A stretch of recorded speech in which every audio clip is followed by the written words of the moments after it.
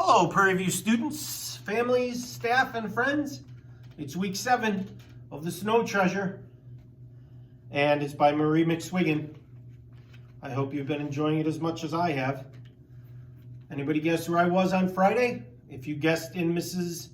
Piepenbrink's room, you're correct. Today I'm in somebody else's room. Good luck with guessing. Chapter 19. So that was what Helga heard and saw at the Snake, this Nazi soldier.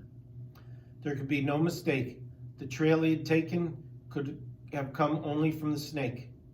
From where he was, Peter could not see the soldier's face, but the cut of his uniform was unmistakable, and against its gray were the markings of his service corps. So they'd been spied on after all. Peter forgot to be afraid. He was only angry and sorry. To think that all their hard work had been for nothing. Just now he was so tired he could hardly make his feet move ahead. And what was he tired for? This night and every night. For the Germans who came in and took their country and said what they must do and not do, and what time they must be in their homes at night. Well, Peter resolved they weren't going to have the gold, not if there was still a chance to save it. Uncle Victor would certainly have to be warned. But how? To find him at night would be impossible when Peter couldn't even find him in the daytime. He could leave his team in the Holmes' care that night, but to go back to the Snake to look for his uncle was out of the question. There was the curfew for one thing, and Peter was so tired that he could have lain right down in the snow and slept. Perhaps here Holmes could help.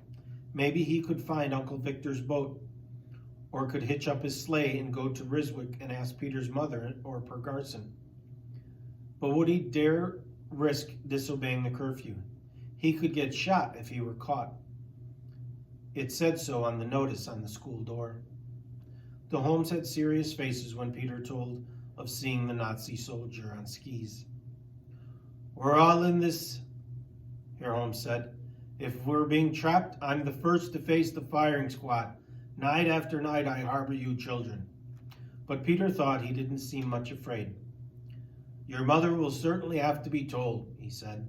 The teams of Lovisi and Michael will be started out in the morning. We cannot let them be caught and the gold taken. We could head them off when they pass here, Herr Holmes suggested. But where could we hide the gold? It wouldn't be safe here. And there's no use having them haul it all that distance just to cart it back. No, I'll have to talk it over with Fuhrer Lundstrom. I'll go tonight. Tonight? But you can't. There's the curfew. His wife spoke sharply. I must. There's no way Frau Lundstrom will know what to do. But you could be shot. They'll have to catch me first. A sheet for me, Mama, and off I go. Over his heavy outdoor clothes, he draped a sheet. It fell in folds over his shoulders to his feet. Now a towel for my head. He twisted it around his turban, like a turban. Now do you think you'll know me from the snow? They went outside with him, and he strapped on his skis. Luckily, they're down on the beach, not up here. If I'm fortunate, I won't meet any Germans. They could be in the woods, Papa. The good farmer's wife was anxious. Then I'll hide. He took up his ski poles. Well, I'm off to tell your mother about this spy, he addressed Peter. She'll surely know some way to get in touch with your uncle. The next morning, when Peter awoke, he was alone in the barn. The others had gone long before him. Frau Holm told him. We called them and sent them back to Ryswick, as always. That far they could go without a leader. But why was I allowed to sleep, Peter wanted to know. Papa brought word from your mother. You're to stay here until she comes.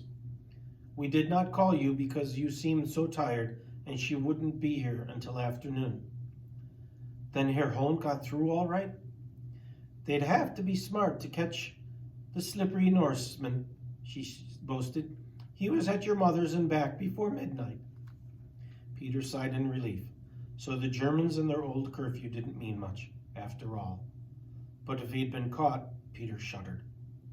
The penalty was posted on the school door. Why am I to wait for Mother? He asked. She's going to look for your Uncle Victor. You're to go along in case we need to get in touch with him again.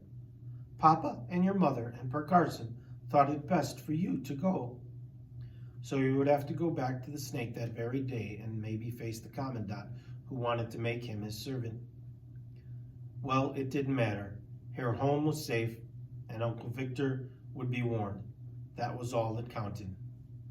It was 1 o'clock when a bobsled turned into the farmyard. Pulling it was Peter's mother, and on it sat Bunny and 2 other small children.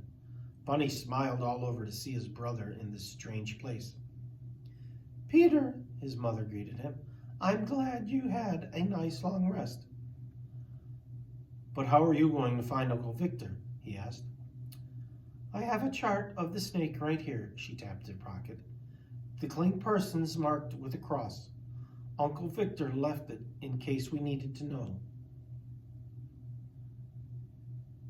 You'll have to walk when you reach the beach, Peter warned. I don't know if these little fellows can walk all that distance.